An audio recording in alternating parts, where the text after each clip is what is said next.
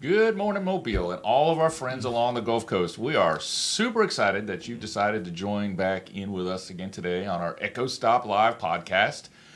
Just wanted to throw this out to you right there. My name is Kevin, and I welcome you back, and I'm joined by my good friend, Curtis. Good morning. Morning, Kevin. How are you, man? I got a surprise for you, Curtis. You always have surprises. What do you have? We have a guest with us right here in the studio with us right now. Can you believe this? Do we really? Yes. So Dr. Cindy Gipson is with us, chuckling slightly. She doesn't quite get the full extent of how humorous this interaction becomes at times. But we are super glad you're here with us today. And if you just want to introduce yourself and tell our viewers just a little bit about you and what it is you do and what's calls you to this type of work. Okay. My name is Dr. Cindy Gipson. I'm the Associate Director of Crisis Services at AltaPointe. Everybody just calls me Cindy. What that means is I oversee all of our, like our 24-hour crisis center and our crisis response team that goes out in the field and handles people in a behavioral health crisis, and our assertive community treatment team, which is for those people who kind of recycle in and out of the hospital a lot, really focused on keeping them stable in the community, and all of our justice-involved stuff, which is really a passion of mine. I started my career about 31 years ago working at the state hospital here at Searcy, and moved out to Texas, and I ended up working with the sheriff's department out there as a first responder to mental health crises through 911. So that actually brings me to a super good point, because this whole sort of series that we've had here lately, we're talking about imagining some really cool things and dreaming about what a great place is to live, like Mobile. And one of those factors that we really have to consider, Curtis, is what makes Mobile the prime location to be a trauma-informed community. Why do we want? What do you see? And then we'll ask the good doctor over here what she thinks. But why is it important to be a trauma-informed community? I think it's because we need to educate the public on what trauma is. I mean, it's got many different faces. A lot of times when we talk about trauma, we think about car accidents, right? We talk about, someone being injured physically. We don't talk about the mental well-being and how trauma creates some mental health issues sometimes, depending on the circumstances, of course, and the individual. So, it's important for Mobile to be a part of that in trying to educate the community. That's one step in trying to create a safer community. So what is your view? I mean, you're obviously, passionate about what you do. Absolutely. And we're passionate about what we do. And so this is where all of our worlds sort of really collide in a positive way. And so making Mobile a trauma-informed community, what does that look like to you? Well, I think, when we decide to look at our world, our community through the lens of trauma, everybody has experienced some form of trauma in their life. For most people, it's 2 or 3 big events that were traumatic, and it's how you handle those events, which is resilience. Do you bounce back from that, or does it take you down? Does it momentarily take you down, or does it, permanently take you down a completely different road? And so if you're looking through the lens of trauma in police work, in mental health work, you're looking past that person or the behaviors and like school, instead of saying, little Joey, he's always a pain. He gets under your skin. Why? What's the root cause? Is it trauma? Did something happen that caused those behaviors? Because I think you want to make sure that people understand that mental health in and of itself does not necessarily mean that someone's been impacted by some traumatic experience, right? Right. So, Curtis, you and I have had this conversation. Matter of fact, if I'm going old school here for a minute, Go old school. Yeah. I think one of the first conversations we ever had was about getting to understand someone's story. Absolutely. And what I'm hearing you all say is that the story we have to get to know is not just what we see on the surface or what we think we understand because of an incident, but what that does internally to somebody and how they cope with it or how they deal with it. And that could be something that they're maybe capable of doing or they may not inherently be capable. Is this possible? Absolutely. And like, the programs that you guys are doing, the strategic initiatives part, trauma-informed community, it isn't just about one organization or one entity doing it right. It's this collaborative effort.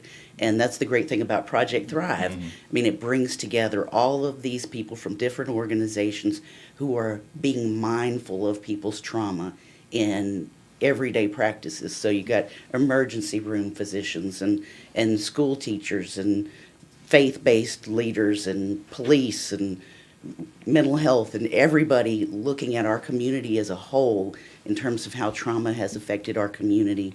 And then you have like Shot Spotter, where you've got, you're looking at gun issues and the sound of gunfire and how traumatic that is for some people living in spaces where there are repeated gunfire. I was going to say, Kevin, let's dive into that a little bit because it all goes back to community and our part that we should play in creating a safer community because Dr. Gipson is part of the mental health arm. Okay, we're part of the public safety arm, law enforcement. Education plays a part. The faith-based plays a part.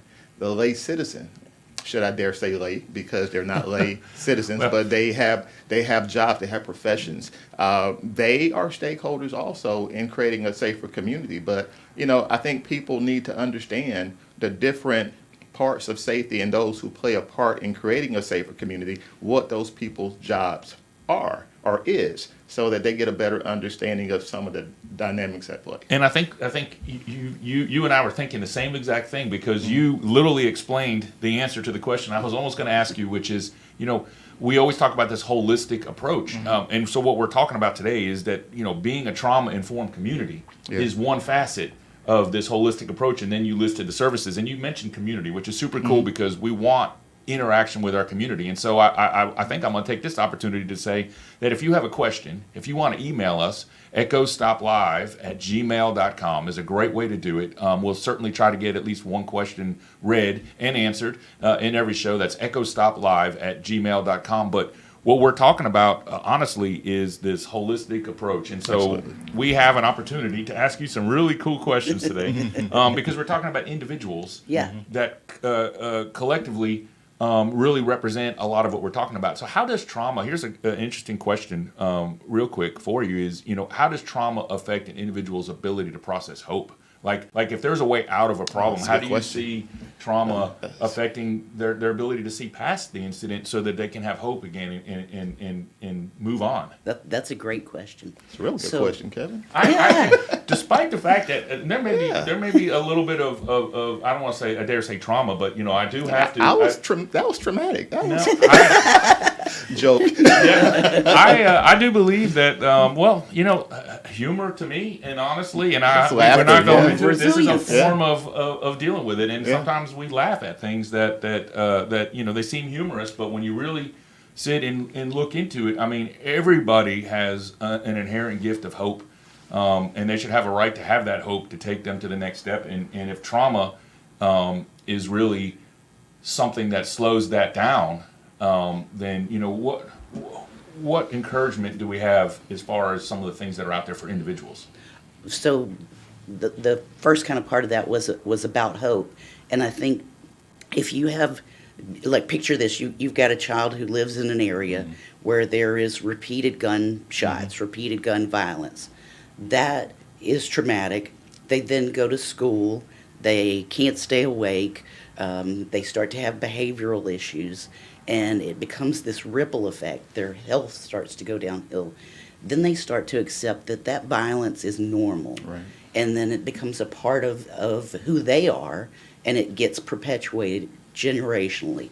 And so in order to stop that, we have to look for it.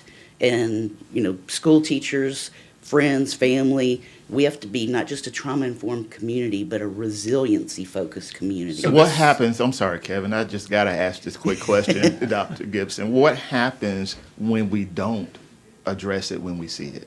It manifests itself in all sorts of behavior mushrooms. problems. Yeah, absolutely, mushrooms. Substance use. Our folks younger and younger starting to turn to substance as a way to cope with what's going on in their environment. They start using drugs to just zone out. And then you get into the vicious cycle of arrests and jail time. And is it mental health or what's going on? So before we dig any deeper into this, what I'm hearing is really we're talking about behavioral habits, and I think this is a perfect time, Curtis. We have a little video we want to play about the behavioral health crisis center. So let's let that roll and get us a little idea of what we're really talking about. Okay. AltaPointe's Behavioral Health Crisis Center is a safe place for fast, effective treatment for individuals experiencing a mental health crisis. Often law enforcement is the first contact for families and individuals in crisis, which can lead to an arrest, jail time, or an unnecessary hospital visit. We hope to provide an alternative where law enforcement and loved ones can bring an individual for prompt evaluation and treatment recommendations. Each patient will have a confidential assessment with a board-certified psychiatrist who works with our therapeutic team of peer specialists, nurses, and social workers to create a comprehensive treatment plan, which can include any follow-up services needed. If you or a loved one are experiencing a crisis, call 251-662-8000. AltaPointe Health is here when you need us. And we are back. We that's fascinating. So we really want to get into this sort of conversation and the mushrooming effect a little bit deeper. Okay. We were just talking actually a second ago about this, and so Curtis, I know you had some digging deeper you wanted to do, which I mean, you're not going to start sweating when you dig deeper, are you? No, but I do dig deep. Okay. I like to use the social ecological model when it shows how things ripple. Yes. When you don't contain the problem, it ripples to the next ring or circle. Yeah. And the next circle outside of home is what? Probably the community. Yep. And if it's not addressed there, it may go into the school, or you can reverse those two. You can say from the home to school, and then if it's not addressed there, it goes into the community. And then if it's not addressed in the community, in the immediate community, it gets out into society at large. Yeah. So if you could kind of decipher that or dig down a little deeper for me on that, that'd be helpful. I think, if there's these issues happening at home in the neighborhood and a child then takes that into school with them and they feel unsafe and they feel out of control. Mm-hmm. And so there's this struggle to regain that control. Maybe it expresses itself in the form of bullying. Mm-hmm. So then it affects somebody else. And then it affects the teacher who's got to deal with it. And so it spreads like a disease if it's not addressed. And we've had issues. I know here, even in the city, there's been issues, and it's raised this super interesting question in this phenomenon that you're talking about. So maybe you have a student who's causing others to feel unsafe, but you've had students who've even gotten into trouble because they've responded in ways thinking they have to protect themselves, and so the violence becomes really of this concept of, well, if I'm not safe, I must act out to become protected, and some of that may be even preemptive. And so what I'm hearing is that all kind of spirals back to an origination, which may have been someone else acting out to potentially. Right. Absolutely. If you've got, domestic violence in the home and you see that as the typical way of responding, then that's how you're going to respond to peers, to teachers, to other people you come in contact with. What you grow up with is kind of what you believe to be the norm. And, it kind of takes over your worldview. And so that has to be interrupted at some point. And we can't just say, oh, it's the teacher's problem to interrupt that. It's all of our problem as a community. Like, it's a multifaceted approach. And, that's the great thing about some of the things we're doing with Project Thrive and having those community days where it's adults, showing that they're caring and compassionate and want to listen, and even teenagers who have been in that cycle for a long time, who may not have thought there was anyone who cared, and just seeing somebody there who cares. So this kind of leads us to another talking point, Curtis. So I'm going to go there for just a second. Okay. I'm going to mention the word police. And when I do that, I'm wondering if you're going to wind up having an SRP moment. You know I because will. I know Sir Robert Peel is so deep and kind in your heart. But let me ask this question for just a minute. Because we're talking about true victims in our community, but they are at some point potentially going to interact with police. And so what are we doing?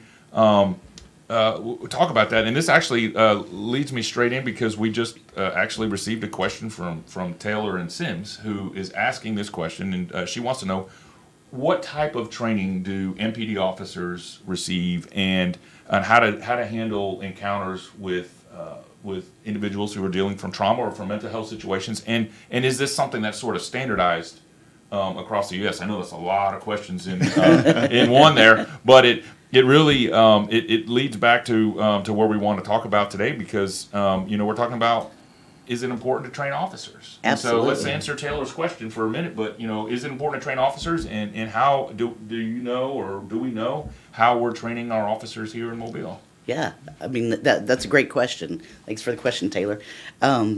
We are working with Mobile PD. AltaPointe is on a collaborative project which includes in-service training for every officer right now. And we're about 80% through with it for this year, 26 weeks every Monday. And, that training is basically gaining an understanding of how did we get here in terms of mental health. It's no secret. Law enforcement's the de facto first responders in a mental health crisis. That is something that started years and years ago with the Kennedy administration and deinstitutionalization. And it's not a problem exclusive to Alabama. The federal government decided in the 60s that they were going to, stop warehousing people in institutions and move them out into the community, and that they were going to put this federal funding into the community and beef up the community programs. And Reagan picked it up and ran with it when he came into office, and it's been a gradual scale down. The thing about that is the funding never came into the communities, only a small portion of it. And so the supports really aren't built out to handle the capacity of what were those giant, psych hospitals back in the day. We don't have those long-term hospitals anymore, and no state really does. And so what's happened is our jails have become the largest psychiatric institutions in the country. What's the percentage of people who are suffering from a mental health crisis or issue represent in the jail? Nationwide, it's about 30%. What we're seeing here in Mobile is about 23%. And we have some programs in place to address that. But before I talk about that, I want to get back to the training part, because I know that was Taylor's question, and I got off on a tangent. Well, sorry. We want to honor the question asker. That's right. So the training is focused on understanding how we got here and knowing that we have to work together to fix the problem. It's not a police problem. It's not a mental health problem. It's a community problem. It's all of our problems. And it's our task to handle those folks safely and effectively, and it takes a partnership to do that. So the training is focused on understanding mental illness, the different types, what are some of the symptoms.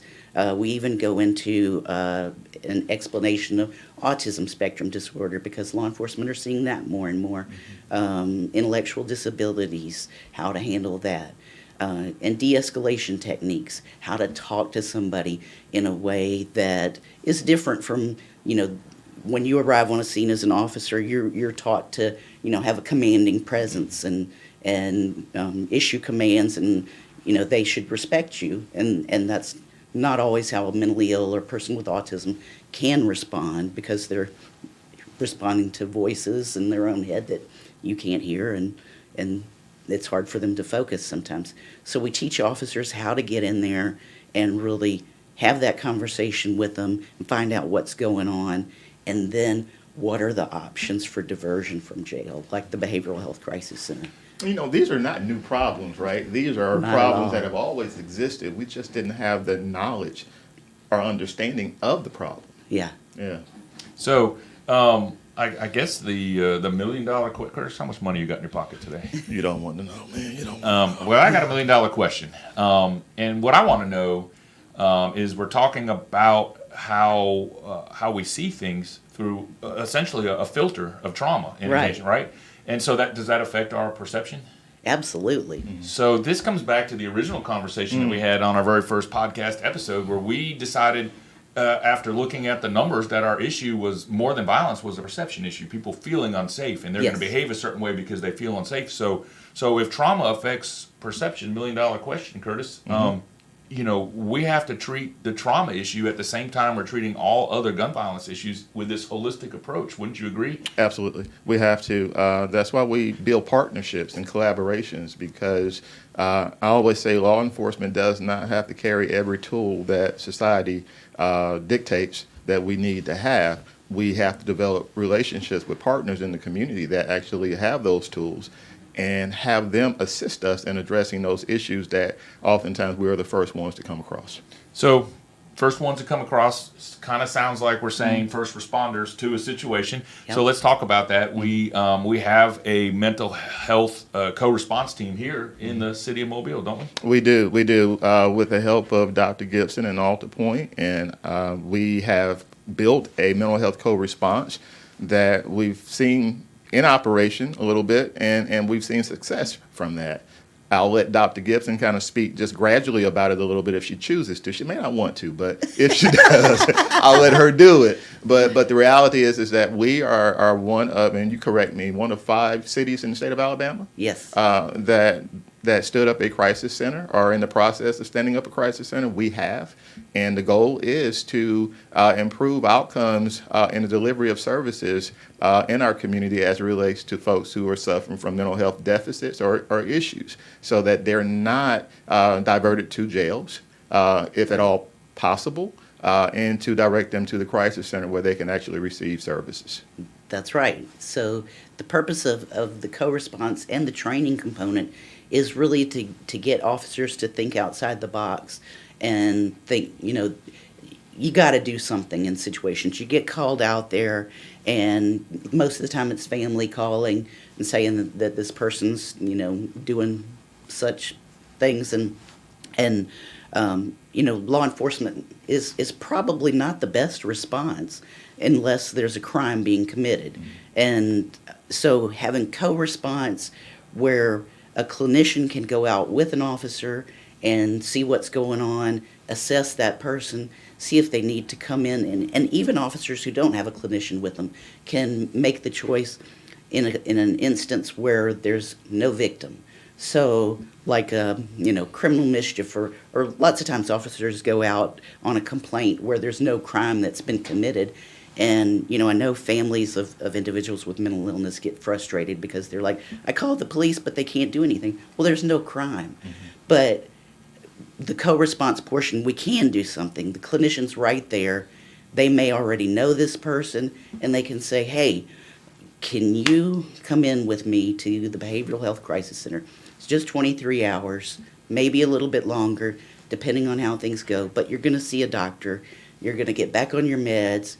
We're going to get you stable. We're going to help you with housing, resources like that, to get you back on your feet and back into the community. And you said something there, and we've got probably about another minute or two here, so I'll kind of want to wind down and make sure we give out a super important number that I know you've been holding on to, Curtis. But Doctor, you said something there a second ago about you know, that the public might, in a certain situation, expect the police to do something. You're like, hey, there was no crime here, it's a mental health. So that also affects perception of how law enforcement responds, because the expectation is if they're here, they have to do something, when in fact there may be other services in our holistic toolbox that are more appropriate, which begs the question of the mental health co-response. But Curtis, it's my understanding that there's a mental health assistance number that's out there, and And I think we need to give that out there Yes, to our absolutely. viewers. It's super important. Absolutely. That number for anyone who ever needs mental health assistance in any way, shape, form, or fashion, that number is 251 662